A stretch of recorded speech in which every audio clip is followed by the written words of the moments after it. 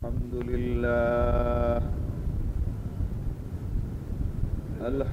لله نحمده ونستعينه ونستغفره ونؤمن به ونتوكل عليه ونعوذ بالله من شرور أنفسنا ومن سيئات أعمالنا من يهده الله فلا مضل له ومن يضلله فلا هادي له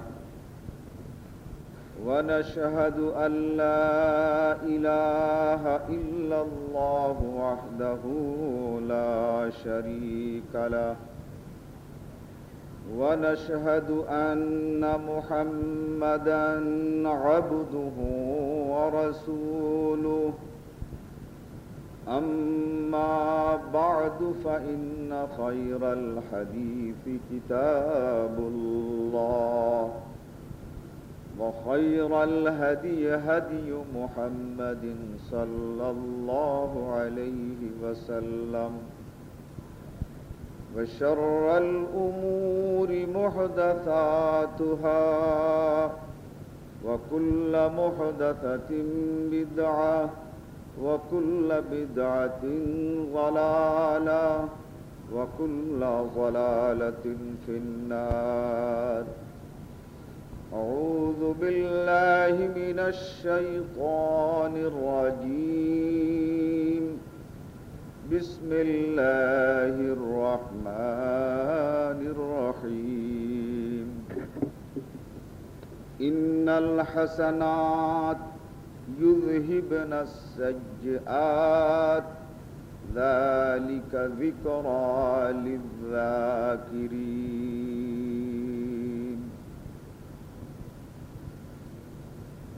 আল্লাহ রব্বুল আলামিনের লাখ লাখ শুকর যে আজকের এই জুমাতে আমরা শরীক হতে পেরেছি। নবী মুহাম্মদুর রাসূলুল্লাহ সাল্লাল্লাহু আলাইহি ওয়াসাল্লামের উপরে লাখো সালাত সালাম, যার হেদায়েত আর প্রদর্শিত পথ পেয়ে আমরা ন্যায় এবং সত্য জানতে পেরেছি, বুঝতে পেরেছি, অবলম্বন করার তৌফিক পেয়েছি। আজকে আল্লাহ রব্বুল আলামিনের রহমত, তার ভালোবাসা কেবলমাত্র মানুষের প্রতি কত, এই ব্যাপারেই খুতবা আপনাদের সামনে পেশ করব ইনশাআল্লাহ। আমি রমজানের মধ্যে এক সময় তওবার উপরে খুতবা দিয়েছিলাম। তওবা মানুষের জীবনের সকল গুনাহ মাফ করে, সকল গুনাহ মিটিয়ে দেয়। তওবাকে আল্লাহ তাআলা কত ভালোবাসেন, আল্লাহ রব্বুল আলামিন কিভাবে তওবাকে পছন্দ করেন, এ ব্যাপারেই ছিল খুতবা। আজকে যে আয়াতটি আমি তেলাওয়াত করেছি সূরা হুদের 114 নম্বর আয়াত। এই গুনাহগুলো মাফ হওয়ার আরেকটি ব্যবস্থা আল্লাহ রব্বুল আলামিন আমাদের জন্য রেখেছেন, নেক আমল। আল্লাহ তাআলা ইরশাদ করেন, ইন্নাল হাসানাত ইউযহিবনাস সাইয়্যাত। তোমাদের জীবনের নেকি তোমাদের গুনাহগুলোকে মিটিয়ে ফেলে। তোমরা যে সকল গুনাহ করো, তোমাদের দ্বারা যে সমস্ত গুনাহ হয়ে যায়, অথচ ক্ষমা চাইতে মনে থাকে না। গুনাহ হয়ে গেছে কিন্তু ক্ষমা চাইবার কথা মনে নাই, এরকম কিন্তু জীবনে অনেক গুনাহই তো আছে। সেই সকল গুনাহ আল্লাহ তাআলা আমাদের মাফ করবেন কেমন করে? তওবা করলে তো মাফ করতেন, কিন্তু তওবা তো করতে পারিনি। তো আল্লাহ তাআলা ইরশাদ করেন, ইন্নাল হাসানাত, তোমরা নেক কাজ করো, সৎ কাজ করো, এই সৎ কাজ নিজেই একটি তওবা, অর্থাৎ গুনাহকে মিটিয়ে ফেলার জন্যে এই নেক কাজ নিজেই অনেক শক্তিশালী। ইন্নাল হাসানাত ইউযহিবনাস সাইয়্যাত, মুসনাদে ইমামে আহমদে একটি হাদিস, মিশকাত শরীফে এই হাদিসটি আছে, কিন্তু তাৎক্ষণিকভাবে আমার মনে পড়ছে না এটা কোথায়। তবে যতটুকু মনে হয় মাদ্রাসার পাঠ্য যে কোনো সিলেবাসে আছে। রাসূল সাল্লাল্লাহু আলাইহি ওয়াসাল্লামের কাছে এক ব্যক্তি এসে উপস্থিত হলেন এবং বললেন, হে আল্লাহর নবী, আমি কোটি কোটি টাকা ইনকাম করেছি এবং এই সকল টাকাই কিন্তু আমার হারামের। এখন এই হারামের টাকাগুলো যদি রেখে যায় তাহলে আমার সন্তানেরা এই হারামের টাকা ভোগ করবে, আর এই টাকাগুলো আমি নেক কাজে যদি খরচ করি, ভালো কাজে খরচ করি, তাহলে যারা ভালো কাজ করবেন তারা তো আমার এই হারামের টাকা গ্রহণ করবেন না। যেমন কথায় বলতে পারি মসজিদে দিতে চাই, মাদ্রাসায় দিতে চাই, তো ওই সকল লোকেরা মসজিদ তৈরি করার জন্য তো আমার এই হারামের টাকা নেবে না। আর আমি শুনেছি যে এই হারামের টাকা এগুলো নেক কাজেও খরচ করা যায় না, তাহলে এগুলো আমি করব কি? এগুলো এখন আমার করার কি আছে? অঢেল সম্পদ, এই সম্পদ তাহলে তো গুনাহ যারা করে তাদেরকেই দিয়ে যেতে হয় বা তাদের জন্য রেখে যেতে হয়, সন্তানদের জন্য রাখতে পারবো না, নেক কাজেও খরচ করতে পারবো না, তাহলে এগুলো রেখে গেলে তো ওই গুনাহগাররাই আবার গুনার কাজেই তো খরচ করবে, আমার উপায় কি? আর যাদের কাছ থেকে এই সম্পদ আমি সংগ্রহ করেছি তাদেরকে আজ বেছে বের করে তাদেরকে এই টাকা, এই অর্থ ফিরিয়ে দেওয়ার মতো সঙ্গতি, সম্পদ আর স্মৃতিশক্তিও আমার নেই। তখন এই আয়াত নাজিল হয়েছিল যে ইন্নাল হাসানাত, ওরা ভুল করছে, ওরা বুঝতে পারছে না। এখন তুমি নেক কাজে খরচ করতে চাইছো, এই নেক কাজেই তুমি খরচ করো। তার কারণ কেউ নামাজ পড়লো না, অন্যায় করেছে, তবেই তো তার আবার নামাজ পড়া। কেউ রোজা রাখলো না, অন্যায় করেছে, তার জন্য তো তওবা হলো রোজা রাখা। কিন্তু যে এই ধরনের ইনকাম করেছে, উপার্জন করেছে, এর তওবাটা কি? এর তওবার তো আর কোনো পথ নাই, একমাত্র এই অর্থ নেক কাজে খরচ করা ছাড়া আর তো কোনো উপায় নাই। এর তো কোনো কাজা নেই। কাজা সেখানে হতো যদি মনে থাকে যে অমুকের কাছ থেকে এত টাকা নিয়েছি। তো এই অর্থনৈতিক দিক থেকে আমরা যেভাবে অর্থ উপার্জন করি, এতে কারো সকল কথা মনে থাকা তো সম্ভব নয় যে কাকে ঠকিয়েছিলাম, কাকে কম দিয়েছিলাম, কার কাছ থেকে কি করেছিলাম, এটাকে মনে আছে।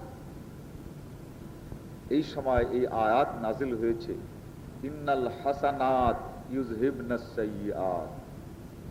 তুমি তোমার এই অর্থ, তোমার এই সম্পদ তুমি নেক কাজে যদি ব্যয় করতে পারো, তাহলেই তোমার এই পিছনের সকল গুনাহ খাতা আল্লাহ রাব্বুল আলামিন মাফ করে দেবেন।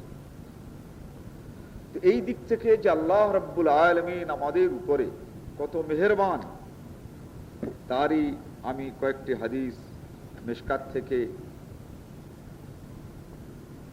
আপনাদের সামনে পেশ করছি। عن أبي هريرة قال قال رسول الله صلى الله عليه وسلم لما قضى الله الخلق, আল্লাহ রাব্বুল আলামিন সকল সৃষ্টি, সকল কিছু নির্মাণ করে, তৈরি করে, সৃষ্টি করে শেষ করলেন। কাতাবা কিতাবান, এরপরে আল্লাহ রাব্বুল আলামিন কিছু নীতি নির্ধারণী বিষয় লিখলেন।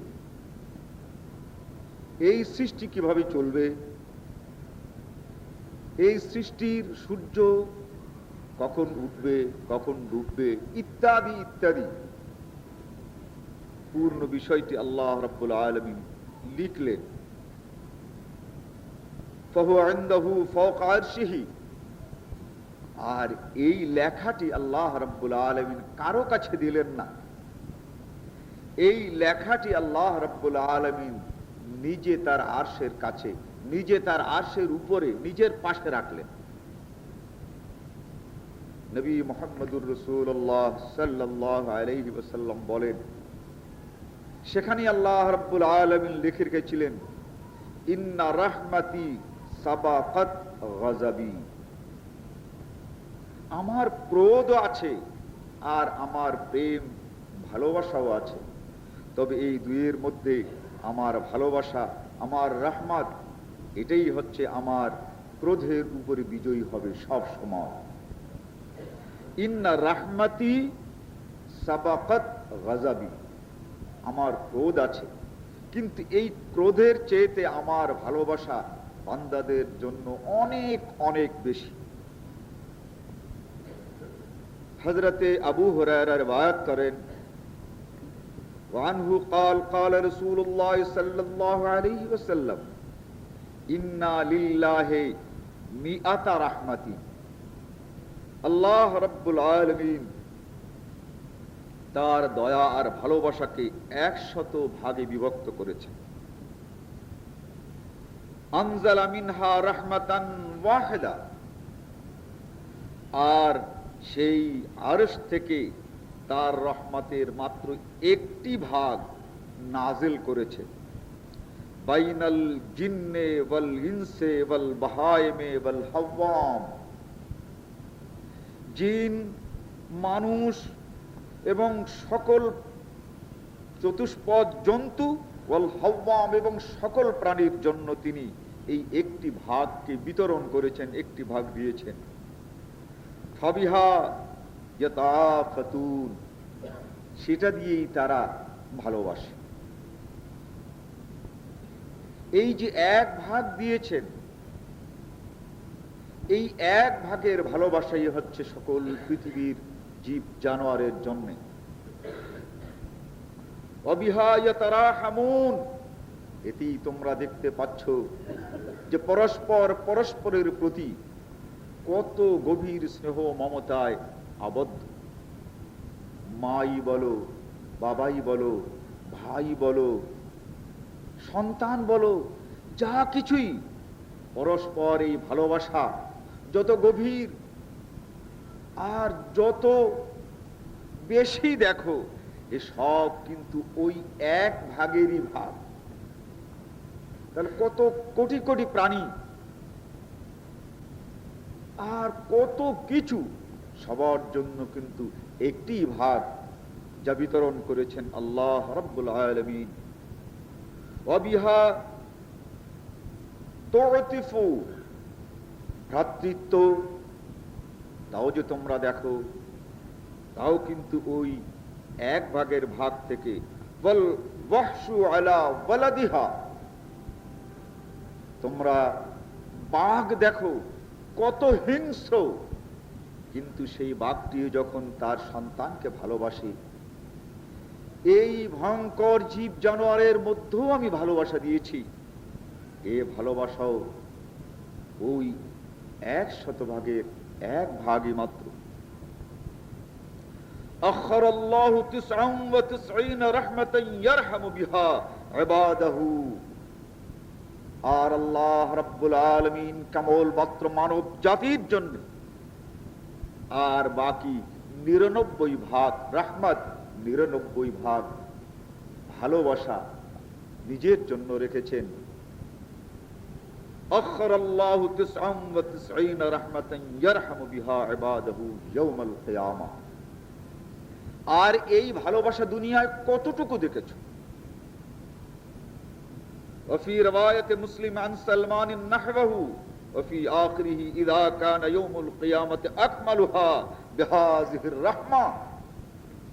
এই দুনিয়ায় আল্লাহ তাআলার ভালোবাসা যতটুকু দেখেছো, এই সবটুকু তিনি পরিপূর্ণ করবেন কিয়ামতের দিন তার বান্দাদের জন্য।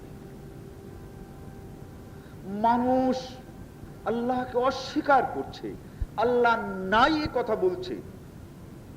যাদের অন্তরের ভিতরে আল্লাহর বিশ্বাস আছে, তাদেরকে বিভ্রান্ত করার জন্য অগণিত বই পুস্তক লিখছে, রেডিও এবং টেলিভিশনে আল্লাহ নাই বলে প্রচার করছে। এমনকি কেউ কেউ তো আল্লাহর জানাজাও এই ফোরাত নদীতে ডুবিয়েছে।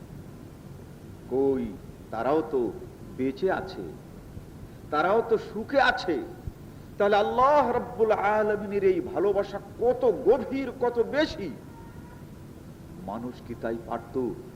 মানুষকে কেউ হত্যা করার জন্য যদি আসে, মানুষ কি এভাবে অস্বীকার করতে পারত? 4 ভাই যদি হয়, তার ভিতরে 3 ভাই মিলে বাপের সম্পত্তি থেকে বঞ্চিত করার জন্য 3 ভাই যদি বলে যে এটা আমাদের ভাই না, আমাদের শরীক না, তাহলে ওই ভাই কি এই 3 ভাইকে ক্ষমা করতে পারে? আর করেছে? আল্লাহ রাব্বুল আলামিন এর পরেও যে ভালোবাসা, সে ভালোবাসা কতটুকু আর কতখানি তোমরা নিজেরাই অনুভব করছো, যে তাকে যারা অস্বীকার করে, তার সঙ্গে যারা শরীক করে, তাদেরকেও আল্লাহ রাব্বুল আলামিন এই জগতে সুখ ও স্বাচ্ছন্দ্যই রেখেছেন। তাদের প্রতি কোনো প্রতিহিংসা বা তাদের প্রতি কোনো আযাব ও গজব সেইভাবে নাজিল করেন নাই যেভাবে করা উচিত ছিল। আল্লাহ তাআলা ইরশাদ করেন, যাহারাল ফাসাদু ফিল বাররি ওয়াল বাহরি বিমা কাসাবাত আইদিন নাস লিইউযীকাহুম বাযুল্লাযী আমিলু লাআল্লাহুম ইয়ারজিউন। তোমাদের অন্যায় এবং অপরাধের জন্য মাঝে মাঝে আমি তোমাদেরকে শাস্তি দেই। জানো না এই শাস্তি, এই আযাব এবং গজব নাজিল করতে গিয়ে আমি কতটা ব্যথিত হই, কতটা ব্যথা পাই, তা তোমরা জানো না। উপায় থাকে না যখন, তখনই এই আযাব নাজিল করি। কেন জানো? তোমাদের ধ্বংস হয়ে যাওয়ার জন্য নয়, লাআল্লাহুম ইয়ারজিউন, তোমরা যেন আবার পথে ফিরে আসো, বুঝতে পারো। তোমাদের বুঝাবার জন্যই আমি তোমাদেরকে মাঝে মাঝে শাস্তি দিই। আজ মা বাপও যদি কোনো সন্তানকে চড় মারে, আঘাত করে, তা তো এজন্য নয় যে ওই সন্তানটি তার শত্রু, বরং ওই সন্তান যেন পথে ফিরে আসে, সে যেন ভালো হয়ে যায়। এই ভালো হয়ে যাওয়ার জন্য শাসনের উদ্দেশ্যে, ভালো হওয়ার উদ্দেশ্যেই তো সে শাস্তি দেয়। তাহলে আল্লাহ রাব্বুল আলামিন তিনি এই বান্দাদিগকে এত ভালোবাসেন, তারও কি শাসন করার কোনো অধিকার নাই? আছে। তাই আল্লাহ তাআলা বলেন, লাআল্লাহুম ইয়ারজিউন, আমি তোমাদেরকে এই যে শাস্তি দেই এজন্যই যাতে করে তোমরা পথে ফিরে আসো। ওমা রাব্বুকা বিযাল্লামিল লিল আবিদ, শুনে রাখো, আমি কারো উপরে কোনো প্রতিশোধ গ্রহণ করি না, আমি জালিম নই। ওমা রাব্বুকা বিযাল্লামিল লিল আবিদ, আল্লাহর বান্দাদের উপরে আল্লাহ জুলুম করেন না, বরং তাদের কিছু করেন লাআল্লাহুম ইয়ারজিউন, ফিরে আসার জন্য। রাসূল সাল্লাল্লাহু আলাইহি ওয়াসাল্লাম বলেন, ইযা কানা ইয়াউমুল কিয়ামা আকমালুহা বিহাযিহির রাহমা, কিয়ামতের দিনই দেখতে পাবে যে সে আল্লাহ এই বান্দাদের প্রতি কতটা রহমশীল, কতটা দয়ালু। এর পূর্ণতা এই দুনিয়ায় পাবে না। তবু আমরা যতটুকু পেয়েছি, যতটুকু দেখছি, এটা কি আমাদের জন্য কম?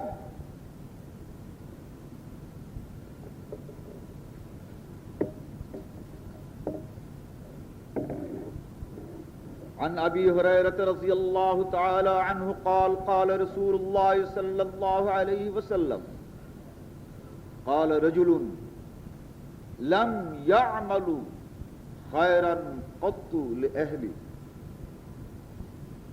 আল্লাহ তাআলা দৃষ্টান্ত দিয়ে বুঝান যে মনে করে এক ব্যক্তি জীবনে কোনো নেকি করেনি। আসরাফা রাজুলুন আলা নাফসিহি, যাহা কিছু করেছে তা হচ্ছে তার খামখেয়ালি, তার মনে যা চায় তাই করেছে, আল্লাহ এবং আল্লাহর রাসূলের কোনো কথা শোনে নাই। ফালাম্মা হাযারাহুল মউত, যখন তার মৃত্যুর সময় কাছাকাছি হয়ে এলো, আওসা বিবানিহি, তার সন্তান দিগকে সে ওসিয়ত করলো, ইজা মাতা হারিকুহু, যখন আমি মরে যাব আমাকে আগুন দিয়ে জ্বালিয়ে পুড়িয়ে ছাই করে ফেলবে। সুম্মা আযরু নিসফাহু ফিল বাহরে ওয়া নিসফাহু ফিল বাররে, আমার জ্বলন্ত এই ছাইকে অর্ধেক সমুদ্রে ফেলে দেবে আর অর্ধেক এই জমিনে যেখানে সেখানে ছড়িয়ে ছিটিয়ে ফেলবে। فوالله لئن قدر الله عليه ليعذبه عذابا لا يعذب احدا من العالمين, আমার দেহকে যদি দেহ হিসেবেই তোমরা রাখো তাহলে আল্লাহ রাব্বুল আলামিন আমাকে শাস্তি দেবে, কিন্তু এভাবে আমাকে জ্বালিয়ে আমার জ্বলন্ত ছাই যদি বিভিন্ন জায়গায় ফেলে দাও তাহলে আল্লাহ তাআলা কোথায় কোথায় আমাকে শাস্তি দেবে।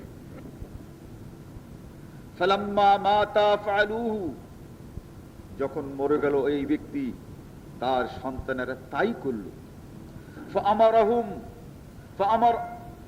ফাআমারাল্লাহুল বাহর ফাজামা মা ফীহি, আল্লাহ তাআলা সমুদ্রকে হুকুম করলেন যে আমার ওই বান্দার সমস্ত ছাইগুলো এক জায়গায় জমা করে নিয়ে আসো। আল্লাহ তাআলা সমুদ্রকে এই হুকুম করলে সমুদ্রের কোনো সাধ্য আছে যে সে তার এই ছাইগুলোকে আলাদা আলাদা জায়গায় রাখে? ফাআমারাল্লাহুল বাহরা ফাজামা মা ফীহি ওয়া আমারাল বাররা ফাজামা মা ফীহি, আর এই জমিনকে, এই কুলকে, এই মাটিকেও হুকুম করলেন তোমাদের যেখানে যা ছড়িয়ে আছে সব এক জায়গায় করে দাও। সেই এক জায়গায় করার পর তার দেহ হয়ে গেল পূর্ণাঙ্গ মানুষ।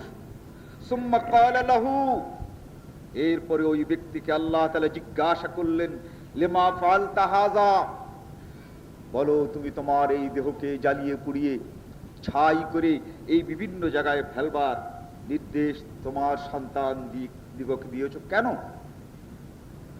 তখন ওই ব্যক্তি যদি বলে, মিন খাশিয়াতা ইয়া রাব, হে আল্লাহ, কোনো নেকি আমি করতে পারি নাই, তবে তুমি যে আছো, তোমাকে যে ভয় করেছি, এই কথাটা তো মিথ্যা নয়। তুমি আযাব দিতে পারো, তুমি আমাকে শাস্তি দিতে পারো, কোনো নেকি আমি করতে পারিনি, তাই তুমি যে আমাকে শাস্তি দিবে, আনতা আ'লামু, তুমি জানো, এই ভয় কিন্তু আমার দেহকে আমি জ্বালিয়ে পুড়িয়ে বিভিন্ন জায়গায় ফেলবার কথা বলেছিলাম। আল্লাহ বলবেন, তাই তাহলে আমার ভয়টুকু অন্তরে যদি তোমার থেকে থাকে, এটাই আজকে তোমাকে ক্ষমা করে দেওয়ার জন্য, আমার জন্য যথেষ্ট। আল্লাহ তাআলা বলবেন, গফরা লাহু, শুধু এই ভয় তোমার ছিল, সেই জন্য তোমার জীবনের সকল গুনাহ কথা আমি মাফ করে দিলাম। মুত্তাফাকুন আলাইহি। عن عمر بن الخطاب رضي الله تعالى عنه قال قدم على النبي صلى الله عليه وسلم الصبح فإذا امرأة من صبي قد تحلب سدها, মুসলমানেরা একটি যুদ্ধে কাফির দিগকে পরাজিত করলেন এবং এই পরাজিত কাফেররা পালিয়ে যেতে না পারে তার জন্য তাদেরকে ঘিরে ফেললেন। কাফেরদের ওই দলের মধ্যে ছিল একটি মহিলা।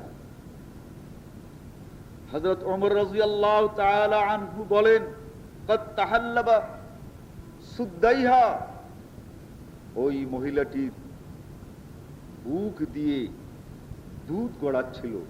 তাসআ, আর সে তার এই সন্তানটিকে তালাশ করছিল, কোথায় এই ভিড়ের মধ্যে হারিয়ে গেছে, তাকে দুধ খাওয়াবে, এর জন্য সে এদিকে সেদিকে দৌড়দৌড়ি করছিল আর চিৎকার করছিল।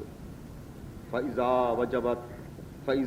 ওয়াজাদাত সাবিয়ান ফিসসাবা, সেই ভিড়ের মধ্যে পেল তার সন্তানকে। আখাযাতহু ওয়া আলসাকাতহু বিবাতনিহা ওয়া আযআতহু, ছেলেটাকে পেয়ে সাথে সাথে তার বুকের সঙ্গে জড়িয়ে ধরল, এরপরে তার কোলে তাকে বসালো এবং তাকে দুধ দিতে লাগলো। فقال لنا النبي صلى الله عليه وسلم, রাসূল সাল্লাল্লাহু আলাইহি ওয়াসাল্লামের সামনেই ছিল এই দৃশ্য। তিনি জিজ্ঞাসা করলেন, আতারাউনা হাযিহি তারিহাতা ওয়ালাদাহা ফিন্নার, তোমাদের কাছে একটি কথা জিজ্ঞাসা করি, বলো তো এই মেয়েটি কত দৌড়াদৌড়ি করে, কত চেষ্টা করে তার সন্তানকে পেয়েছে। দেখো, সে তাকে দুধ খাওয়াচ্ছে আর কি আনন্দ ভোগ করছে। কিন্তু এখন যদি এই মহিলাকে বলা হয় যে তোমার এই সন্তানকে আগুনের মধ্যে ফেলে দাও, তাহলে কি ও ফেলে দেবে? কুলনা লা, আমরা বললাম, হে আল্লাহর নবী, ও নিজে কখনো দেবে না, ও নিজে কখনো তার সন্তানকে আগুনের ভিতরে নিক্ষেপ করবে না। ওহিয়া নাকদিরু আলা আল্লাহ নাতরাহু, আমরা সকলেই যদি ওর কোল থেকে ওই বাচ্চাটাকে টানাটানি করি, ছিনাছিনি করি, যতক্ষণ পর্যন্ত সে আঁকড়ে থাকতে পারবে, যতক্ষণ পর্যন্ত সে তার ছেলেকে নিজের কোলে রাখতে পারবে, অতক্ষণ পর্যন্ত টেনে হেঁচড়েও তার কোল থেকে ওই সন্তানকে আগুনের মধ্যে আমরাও নিক্ষেপ করতে পারবো না। ফাকালা, এরপরে আল্লাহর নবী বললেন, ওয়াল্লাহ লাল্লাহ, আমি আল্লাহর কসম করে বলছি, আরহামু বিইবাদিহি মিন হাযিহি বিওয়ালাদিহা, এই মা যেমন তার সন্তানকে ভালোবাসে, এর চেয়ে অনেক অনেক গুণ বেশি আল্লাহ তাআলা এই মানুষকে ভালোবাসে। মুত্তাফাকুন আলাইহি, নবী মুহাম্মদুর রাসূলুল্লাহ সাল্লাল্লাহু আলাইহি ওয়াসাল্লাম আরেকটি হাদিস তিনি নিজের কথা নিজে বলছেন। আন আবি হুরায়রা قال قال رسول الله صلى الله عليه وسلم لن ينجي احدا منكم عمله, হে আমার সাথীরা শোনো, কোন ব্যক্তি তার নিজের নেক আমলের জন্য জান্নাতে যেতে পারবে না আর মুক্তি পাবে না। সে নেকি করেছে, সে নেক আমল করেছে, এই নেক আমলের বদৌলতে ইউনজি, সে নাজাত পেয়ে যাবে, মুক্তি পেয়ে যাবে। এই রকমের আমল পৃথিবীতে কারো কোনোদিন হয় না আর হবে না। ক্বালু ওয়ালা আনতা ইয়া রাসূলুল্লাহ, হে আল্লাহর নবী, বিয়াদবি হলেও জানতে চাই, আপনিও কি আপনার আমল দ্বারা বেহেশতে যাওয়ার আশা করেন না? আপনার যে নেকি, আপনার যে পুণ্য, এটাও কি আপনাকে বেহেশতে নিতে পারবেন না বলে আপনি মনে করেন? আলা ওয়ালা আনা, আমি নির্ভয় আর নিশ্চিন্তে সত্য কথা বলছি, আমি নবী, আমিও যত নেক আমল করেছি, আমার নেক আমলও আমাকে বেহেশতে নিতে পারবে না। ইল্লা আন ইয়াতাগাম্মানি আল্লাহু মিনহু বিরাহমাতিহি, একমাত্র আল্লাহর ভালোবাসা আর আল্লাহর মেহেরবানি, আমি নবী, আমাকেই বেহেশতে নিতে পারে, নতুবা আল্লাহর প্রেম, আল্লাহর ভালোবাসা ছাড়া আমি নবী, আমাকেও আমার আমল বেহেশতে নিতে পারবে না। ওয়ান জাবিরিন রাদিয়াল্লাহু তাআলা, এই হাদিসটি মুত্তাফাক আলাইহি হাদিস। ওয়ান জাবিরিন قال قال رسول الله صلى الله عليه وسلم لا يدخل الجنة أحد منكم عمله الجنة ولا يجير من النار। জাবির বিন আব্দুল্লাহ বলেন যে একদিন আল্লাহর নবী বললেন, তোমাদের আমল এটা কিছুতেই তোমাদেরকে জান্নাতে নিতে পারবে না এবং জাহান্নামের আগুন থেকেও বাঁচাতে পারবে না। লা আনা, শুনে রাখো, আমার আমলও আমাকে জান্নাতে নিতে পারবে না, ইল্লা বিরাহমাতিল্লাহ, একমাত্র আল্লাহর ভালোবাসাই আমাকে জান্নাতে নিতে পারে। অতএব তোমরা সাদ্দু, এই কথার মানে এটা করো, ওয়াগদু ওয়া রাউহু, সকাল সন্ধ্যা ভালো কাজ করার চেষ্টা করো, ওয়া শাইউম মিনাল লজ্জা, তোমরা এই নেক কাজ করো, এতে তোমরা লাভবান হবে। عن أبي سعيد قال قال رسول الله صلى الله عليه وسلم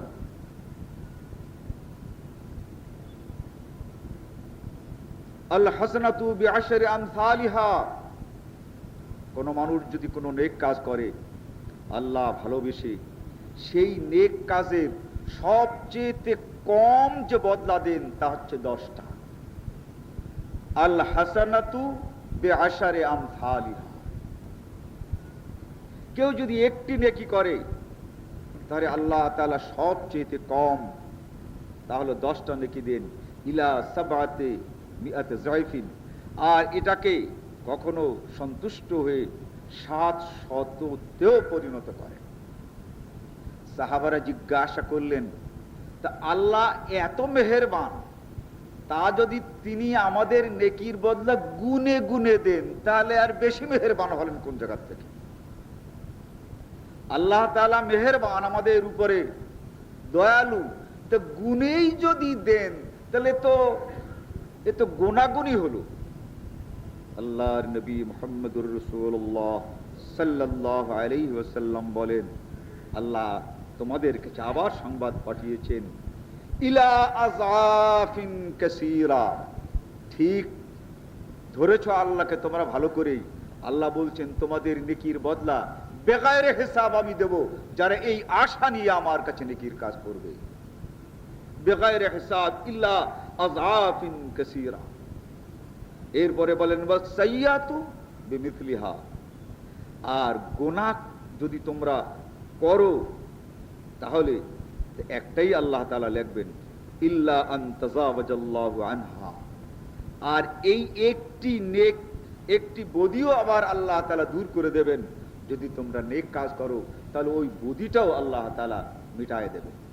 তো একটা যদি লেখেন একটা মিটাবেন, কিন্তু আবার যখন ক্ষমা লিখবেন তখন কমপক্ষে 10 আর ঊর্ধ্বে আপনার আর আমার মন আল্লাহর প্রতি অনুগত হয়ে অনুরক্ত হয়ে যত চাইবে তত।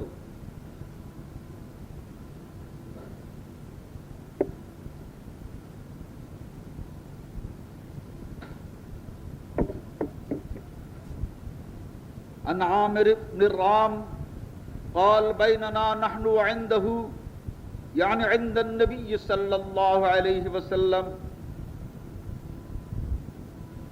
عن عبد الله بن عمر رضي الله تعالى عنه قال كنا مع النبي صلى الله عليه وسلم في بعض غزوة। হযরত আব্দুল্লাহ ইবনে ওমর বলেন যে আমরা একটা যুদ্ধে আল্লাহর নবীর সঙ্গে ছিলাম। ফামাররা বিকওমিন, আসার পথে এক জায়গায় আমরা অবস্থান করলাম। জিজ্ঞাসা করা হলো ওরা কারা? ক্বালু নাহনুল মুসলিমুন, ওরা বলল যে আমরা মুসলমান। ওয়া ইমরাআতুন তাখযাবা বিকদরিহা, একটি মেয়ে মানুষ তার চুলোতে একটি হাড়ি দিয়ে এভাবে জাল দিতে লাগলো। হযরত আব্দুল্লাহ ইবনে ওমর বলেন উকি মেরে দেখি তার মধ্যে পাক করার মতো কিছু নেই। বুঝলাম ব্যাপারটা কি, এরা কি আমাদের কাছ থেকে কিছু চায়? ওয়া মাহা ইবনুন লাহা, আর তার কোলে ছিল একটা বাচ্চা। ফাইজা ইরতাফা ওয়া হাজ্জা, যখন ওই আগুন খুব জোরে জ্বলতে লাগলো এবং ওই হাড়িটার পাশ দিয়ে যখন দাউ দাউ করে আগুন উপরে উঠতে লাগলো, তাহান্নাত বিহি ফাআতান নবী সাল্লাল্লাহু আলাইহি ওয়াসাল্লাম, দেখলাম যে আল্লাহর নবী ওই হাড়ির কাছে পৌঁছে গেছে। ফাকালাত, ওই মহিলা তখন জিজ্ঞাসা করলো, আনতা রাসূলুল্লাহ, বলুন আপনি কি আমাদের নবী মুহাম্মদুর রাসূলুল্লাহ? ক্বালা নাম, আল্লাহর নবী বললেন যে হ্যাঁ আমি তো রাসূল। ক্বালাত বিআবি আনতা ওয়া উম্মি, হে আল্লাহর নবী আল্লাহর কসম আমাকে জবাব দিন, আলাইসা আল্লাহু আরহামুর রাহিমিন, আল্লাহ কি আরহামুর রাহিমিন নন? যত মানুষ ভালোবাসে, যত ভালোবাসা আছে, যত ভালোবাসাবাসী আছে, আর যত ভালোই কেউ বাসুক, সব ভালোবাসাবাসীর উপরে কি আল্লাহর ভালোবাসা বড় নয়? তার ভালোবাসা কি সবচেয়ে বেশি নয়? ক্বালা বালা, তিনি বললেন যে হ্যাঁ, আল্লাহর ভালোবাসার ঊর্ধ্বে কারো ভালোবাসা নাই। ক্বালাত আলাইসা আল্লাহু আরহামু বিইবাদিহি মিনাল উম্মি বিওয়ালাদিহা, আমি জিজ্ঞাসা করছি, আমি মা, আর এটা আগুন আমার সামনে, আপনাকে যা জবাব দিতে হবে যে আমি মা হয়ে আমার এই সন্তানকে ওই আগুনের ভিতরে কি আমি ফেলতে চাই? পৃথিবীর কোন মা কি ফেলতে চায়?